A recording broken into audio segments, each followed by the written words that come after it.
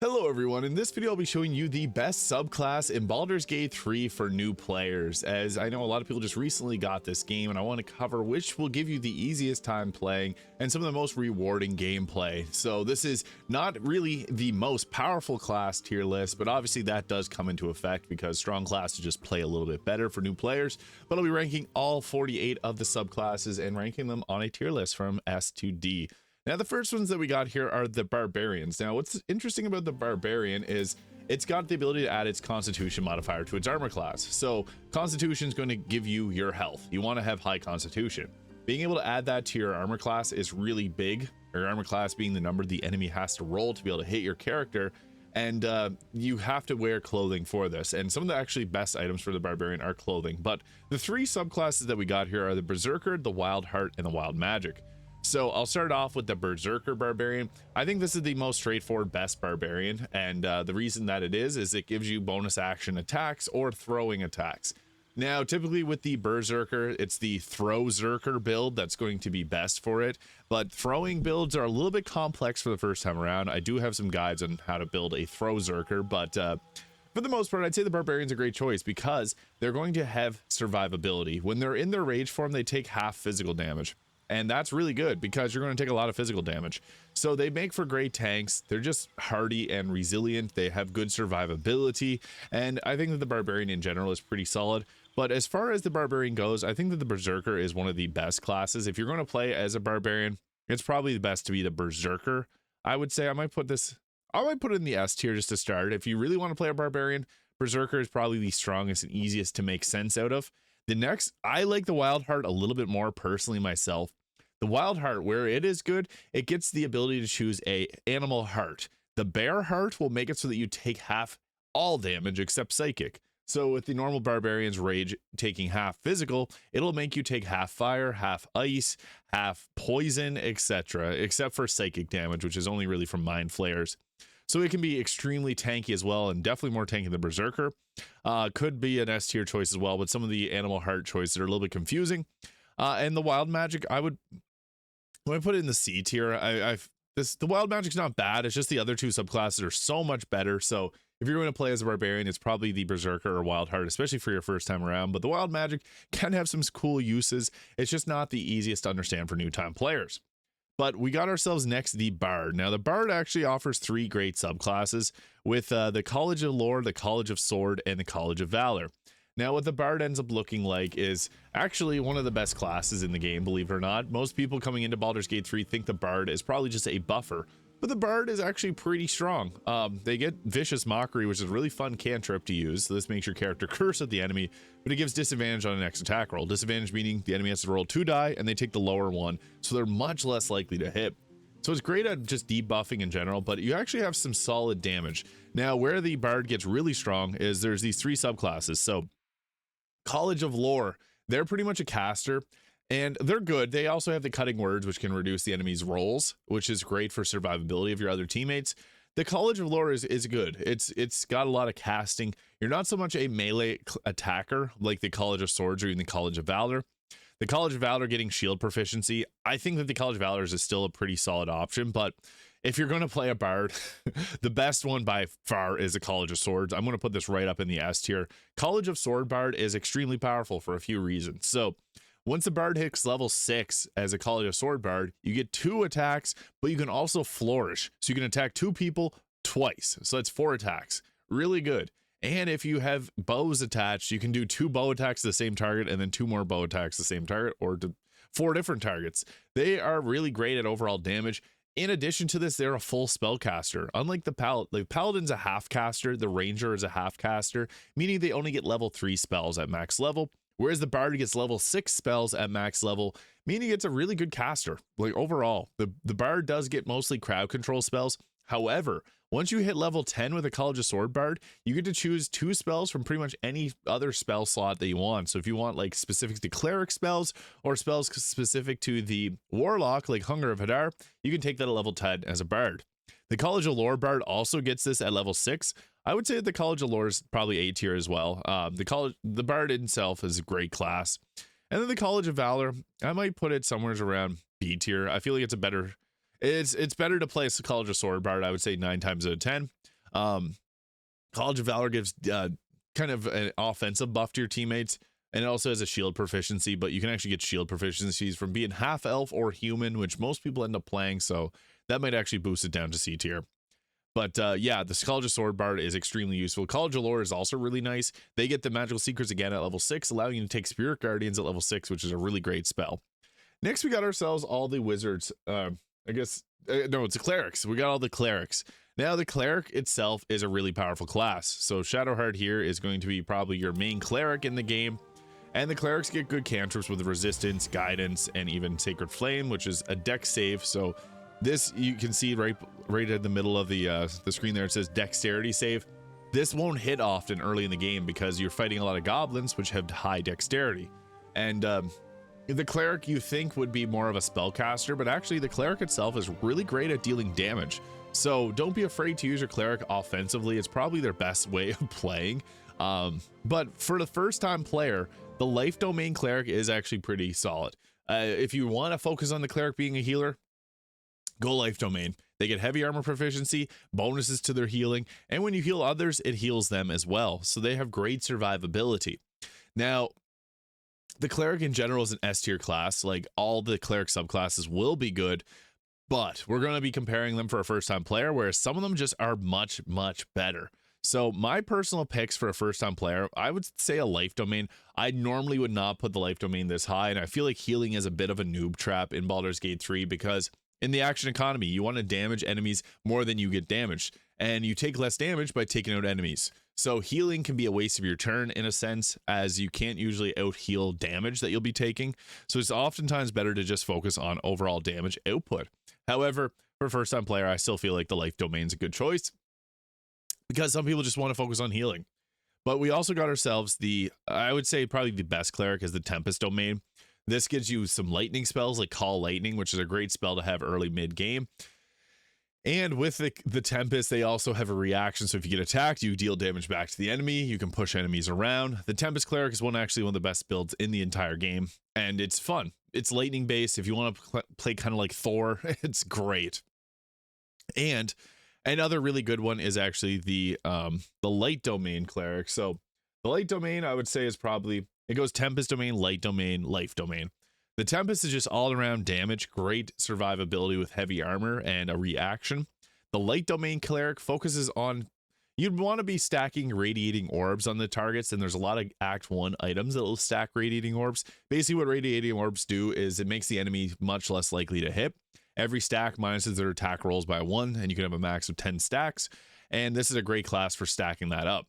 And you can also make your teammates much more likely to survive getting hit, so it's great for survivability's sake. And then the Life Domain. Normally I'd say Life Domain is probably like A tier, but I'm going to put it in the S tier because some people just really want to heal. So it won't be the highest of the S tier, but I'm still going to put it there. Next, I'd say War Cleric is A tier. The War Cleric is a great level dip because the War Cleric will give you bonus action attacks. One single level into the War Cleric will give you 3 bonus action attacks.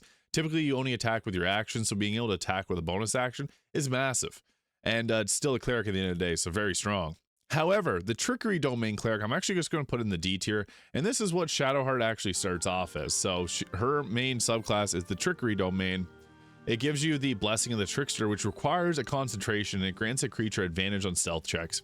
Not that great, I'll be honest. The Trickery Domain, it feels like it's trying to do too many things that aren't really specific to what the Cleric should do. And in general, it's just not that strong of a class. So I'm going to have to put that in the D tier just because the other clerics are much better in every possible way. The cleric itself is S tier, but yeah, this one I'm just going to put down there. The nature cleric's all right. It gives you heavy armor. It gives you Shillelagh, which is actually a really good damage option mid game. So the nature domain is solid. Knowledge domain is all right too. It's just the cleric's so strong that it puts them above some of the other choices. I would probably split the clerics like that. Tempest, Light, Life are the best. War domain, nature domain, and knowledge are also great too. Trickery domain, it's not great. And you are forced to take one at the start of the game, but respec Shadowheart, highly recommend that. Next, we got ourselves the Druid. There's 3 of them here: the Circle of the Land, Circle of the Moon, and Circle of Spores. The Druid is actually pretty good. I'll be honest, a lot of people hate on the Druid for some reason, but the Druid is a good class. and you get 2 of them as companions, so you may not want to play as it. However, it's a great build. There's 3 distinct ways that they play.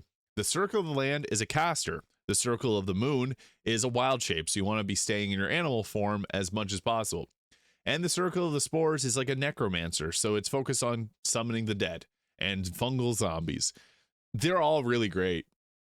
Just depends what you want to play as. I would say I want to put maybe the Moon Druid S tier, but I might just put them all in the A tier. They're actually all good.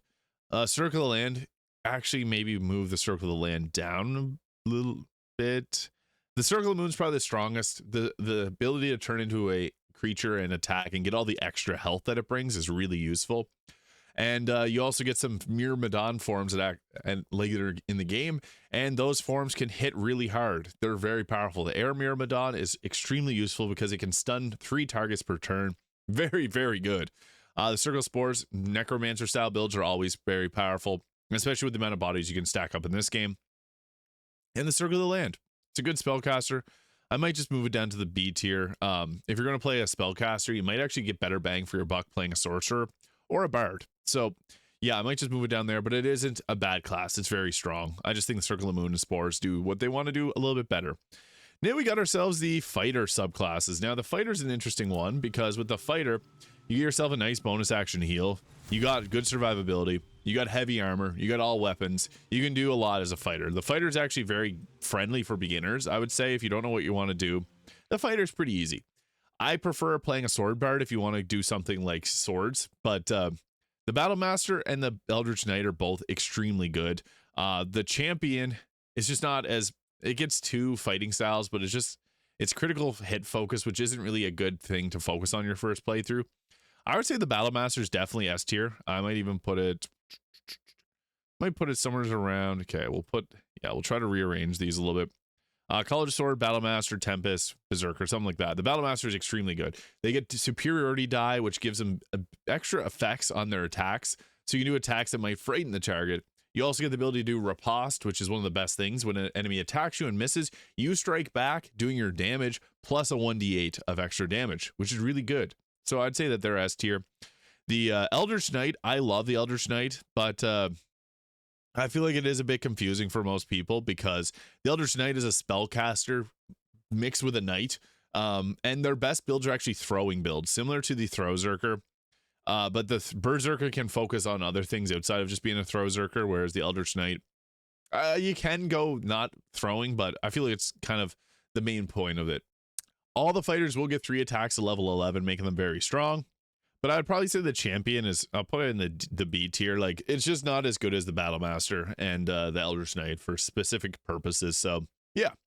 Next, we got ourselves the Monk. Now, the Monk's an interesting case because each 3 of these subclasses is quite strong in their own way, but there's one that stands above all others.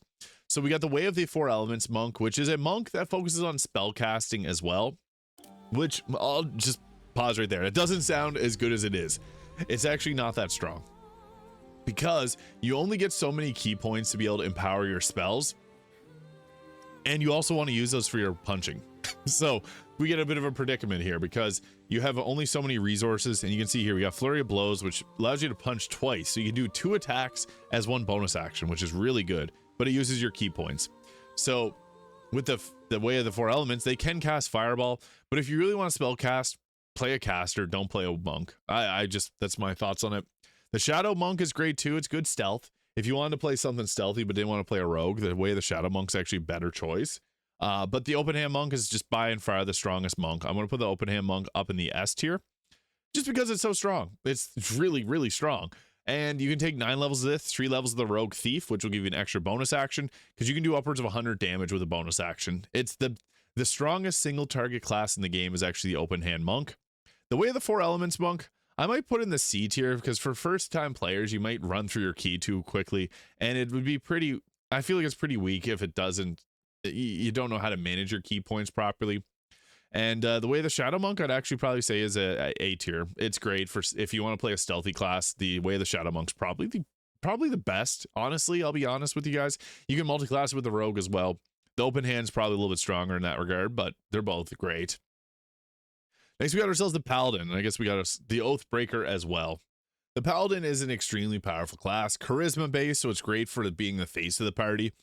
I would say probably the Oath of Vengeance is the best. It gives you Misty Step at level 5. It gives you Hold Person. It's just a very powerful class. Hold Person being one of the best spells because you can get critical hits off for free. So if you land a Hold Person and then do your Divine Smite, which is the Paladin's best ability, you get some pretty crazy numbers for damage. I'd have to say that this is probably S tier, Oath of Vengeance. Oathbreaker, probably A tier. And I would say Oath of the Ancients is probably A tier as well. And then the Oath of Devotion is probably B tier. It's just not as good as the Oath of Ancients is a healer focus. Oathbreaker is necromancy kind of focused and damage. And the Oath of Vengeance is just damage focused. It also has different tenets, each of these, depending on what you choose. And if you break your oath, become an Oathbreaker. So don't do that unless you want to be an Oathbreaker. It costs 1,000 gold to regain your oath. So just be mindful of that. Next, we got ourselves the 3 Rangers, and they're weird. I'll expand on that. The Gloomstalker is probably the best, and the Gloomstalker is actually really good because you can multi-class it with like the Thief, or the Rogue Thief multi-class as well with this. The Fighter multi-class as well with the Gloomstalker. The Beastmaster sounds good on paper. It's just not that great. It struggles in terms of its damage output until late game. Level 11 is when both the Hunter and the Beastmaster get their biggest benefits. And until then, they just feel a little bit weaker. The Hunter obviously focuses on bow attacks. I would say the Hunter's not bad. I'm just going to put it into the B tier. It just doesn't do anything that a fighter can't do. A Battlemaster fighter actually makes a better archer until actually at level 11, they're actually pretty tied in terms of their damage output as archery focus. The Hunter can hit more area of effect spells, whereas the Battlemaster is more crowd control focused. And yeah, it's a weird choice to go between these two, because the fighter just does things that the archer that you'd want to do as an archer. The Battlemaster's okay too, or the Beastmaster's okay too. I'm going to put it into the B tier, somewhere around here. It gets the pets get strong at level 11, but prior to that, it's okay. It's not bad, but it's not as strong as you want it to be. Again, all these classes can be optimal. You can play through the game with any of these. The final choice, the Gloomstalker, I would say is probably the best. I'll put it into the A tier. The Ranger itself is kind of a weaker option than something like a fighter most times, or even the Bard. The Bard can do a lot of things. Since I mentioned you can do 4 attacks as the Bard, you can't do that as the other classes. So yeah, it's a weird mix. Next, we got ourselves the Rogue, though. And the Rogue is interesting because the Rogue focuses on sneak attacks, which are okay. They're not amazing. So the sneak attack, basically, it'll add a 1d6 to slashing damage to an enemy you have advantage against. That's okay, and it will scale up every second level. However, they don't get an extra attack, so they only get 1 attack per turn. And stealth is a good way to solve some issues, but in combat, if you get into a fight, the Rogue struggles. The Thief is good, though. I'm going to put the Thief in the A tier because the Thief can give you, if you multi-class 3 levels of the Thief, it'll give you an extra bonus action. For things like the Open Hand Monk, this really buffs their damage because, as I said, they can do upwards of 100 damage with a bonus action. So the Thief is great. The Assassin's good, too. I'll put the Assassin roughly around here. It's another one that you dip 3 levels typically and give the benefits of that to like the Gloomstalker. The Arcane Trickster is the worst. It's the worst class in the game, unfortunately. You can beat the game as the Arcane Trickster. Don't want to say if you want to play an Arcane Trickster, go right ahead and play it. You're just going to get better mileage with a Bard because, yes, it can spellcast, but it only has a half caster. And a lot of the Dungeons and Dragons abilities didn't translate well here, unfortunately, because the tabletop's different than a video game. The Bard will do everything that the Arcane Trickster does better, so just a heads up there. But yeah, the Thief bonus action is huge. The Assassin first turn damage is huge. The Arcane Trickster, yeah, not that great. But we got ourselves my favorite class with one of the most powerful, with the Draconic Sorcerer, the Storm Sorcerer, and the Wild Magic Sorcerer. Where these excel, the Draconic Sorcerer is very, very resilient. It has extra armor class. At level 1, you get the choice of your subclass here, and you can take the Draconic, which will give you the Draconic Resilience here, which gives you a base armor class of 13, which is just a nice 3 buff tiered armor class. It's huge. And they get additional 1 health point per sorcerer level, so pretty good health. I would say that the Draconic Bloodline is probably, I would say, if you want to play a caster, the Draconic Bloodline is probably your best choice. It has less spell selection than the Wizard does, but it hits harder, and it has good armor class and survivability. You do get these scales in your face, but you can also go without these scales if you don't want to have that. You have to go to the magic mirror to remove it at the character creator, but yeah, the Draconic Sorcerer is extremely strong. My next choice would be the Storm Sorcerer. This is another pick that I would actually say is S tier. I might actually move it back down a little bit on the list, because I just think the Draconic's a little bit better with the survivability. The Storm Sorcerer is focused on lightning damage. It works really well with a Tempest Cleric, so those two go together very well, because if you have water set up, you can double your damage, and the damage numbers are incredible. So yeah, a lot of fun. The wild magic, I love it, but I wouldn't recommend it for a first-time player. I'm just going to put it down the C tier because it can have a lot of wild effects. Like you can turn your whole team into cats and dogs whenever you cast a spell. You just have these surges of wild magic that hit. It's still good if you really wanted to play it. You could play it, no problem, because it's a sorcerer. It's strong. It's like the trickery domain.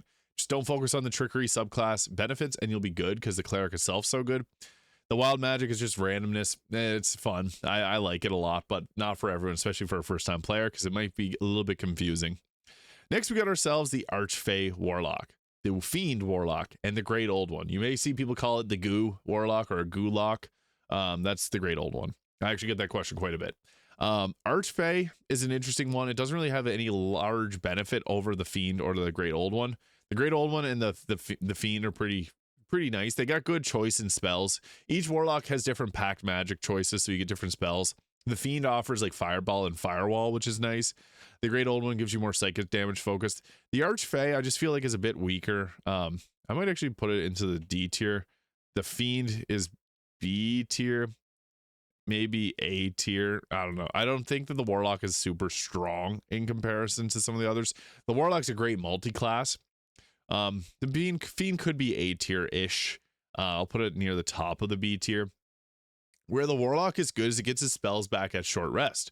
You only get 2 of them though, so you have to be smart with it. The Warlock also gets Eldritch Blast, which is one of the most damaging. It's the best cantrip in the game. And it has multiple beams. You can push enemies back with Eldritch Blast. You can add your Charisma modifier to it. Like, it's a pretty strong one. But just the Warlock doesn't get that many spell slots. You get a 3rd spell slot at level 11. So 3 spells per short rest. You have to work tight with that, and I don't think that the Warlock's very friendly for first-time players, but you can focus on Eldritch Blast builds if that's your fancy. They're not a bad class. I don't want to get anyone thinking that I'm saying they're bad. They're just a little bit, if you want to play a caster, Sorcerer is just the best in terms of the damage. The Wizard's the best in terms of its utility, and the Warlock sits in an interesting spot where it's, I don't know how to even describe it. Short resting spells, it's cool and all, but sometimes you'll spam 2 short rests in a row, and long rest often in Baldur's Gate 3. It's another point I just want to make, because long rest is how you get your story, and you want to get that experience. So yeah, it's an interesting choice.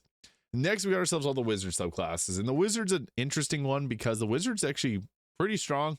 Not as strong as a Sorcerer in terms of damage, but it's got utility because you can swap out your spells at any time. You can also learn spells from scrolls. I also like to do 11 levels of the Sorcerer and 1 level of the Wizard, because then you can take some spells like Globe of Invulnerability or Shield, which are spells that don't require you to have any specific stat in your intelligence, because the intelligence cast, this is the only intelligence class in the game. So where do they all stand? I think the Evocation School is one of the best for new time players because it'll add your Charisma modifier to damage. And with this, it'll also protect your teammates with spell sculpting. So if you cast Fireball, it won't hurt your teammates. I'd say Evocation's A tier. Necromancy's probably also A tier, somewhere around there. The Necromancer Wizard gets health back on taking out enemies with spells, and they get to summon 2 undead per Necromancy spell. And the thing with zombies is they pull aggro really well, so they're not bad to have. Divination is also a really good choice. So the Divination is, I would say A tier as well. The Divination Wizard allows you to cast spells, and with that you get the option to, or I guess you can cast spells, but if you miss your saving, if the enemy misses or succeeds on a saving throw and doesn't get hit, you can re-roll the dice and make sure that they do get hit. So you do have a lot of survivability because you can protect your teammates with that as well. And yeah, you only get 2 of those die per turn or per long rest, so you do have to use them smart. But at level 6, you get the ability to get more of them, so it can be pretty nice. And then the Abjuration is probably the best wizard. It'd probably go S tier on a tier list, but the Abjuration is a bit confusing because you want to get your Arcane Ward up. I'm going to put it at the B tier. It's a good class, but for a first-time player, getting into a very complex build can be a bit challenging. The Illusion is okay. the enchantment, transmutation, meh, they're okay. I feel like, yeah, I'll just put those wizards down low. There's people that obviously like the wizard. I shouldn't put it at lower than arcane trickster. I might put it like C tier. They just don't feel as strong as some of the other options in the game. So yeah, I'd have to say that they're probably, they have their own unique uses. I just think that the evocation wizard's probably the best for most people, and then divination's good too. Necromancy's great. So yeah, that is what I think of the wizard. It's a good class, but it's mostly utility focused. If you want to see big numbers, go with a sorcerer, especially the draconic. You can go with a fire draconic sorcerer and focus on scorching ray or fireball for fire damage, or if you want to go cold or lightning, that's where it really shines. My personal favorites. But yeah, those are the best classes, I think, for beginners. College of Sword Bard, Draconic Sorcerer, Battlemaster, Tempest Cleric, Open Hand Monk, Berserker Barbarian, Vengeance Paladin, Storm Sorcerer, Light Domain, and Life Domain Clerics are all S tier choices, I would say, because they offer a lot of utility and just good survivability for your first time playing through. Abjuration, or Evocation, College of Lore, the Wild Heart, the Eldritch Knight, the Gloomstalker, the Necromancer, Thief, the Divination Wizard, War Domain Cleric, Way of the Shadow Monk, Oathbreaker, and Way of Oath of the Ancients Paladins, and the Circle of the Moon and Circle of the Spores Druids are also A tier as well. They're pretty good. Anything can beat the game. You don't have to pick the meta pick to be successful in Baldur's Gate 3. Pick what you find most enjoyable and sounds the best to you. I just want to talk about which of these are the strongest, especially just set and forget, not having to do anything complex to make the most out of them. Like, there is some classes down here that are very powerful. If, like, the way the 4 elements can be strong if you know how to min-max it.